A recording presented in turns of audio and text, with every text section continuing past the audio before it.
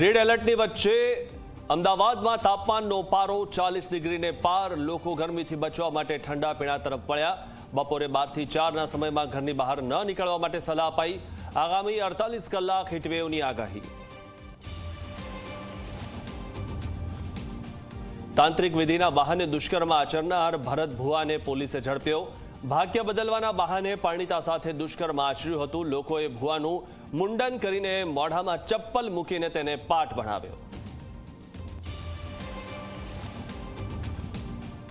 રાજકોટમાં કાર ચાલકો બન્યા બેફામ। ગોંડલ રોડ પર કાર ચાલકે અનેક વાહનોને અડફેટે લીધા, તો જ્યારે અગાઉ કટારિયા ચોકડી પાસે બે કાર વચ્ચે સર્જાયો હતો અકસ્માત।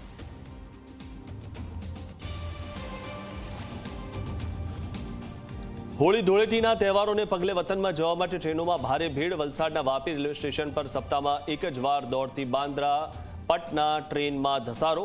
જગ્યા ના મળતા જીવને જોખમમાં મૂકવા માટે લોકો મજબૂર બન્યા।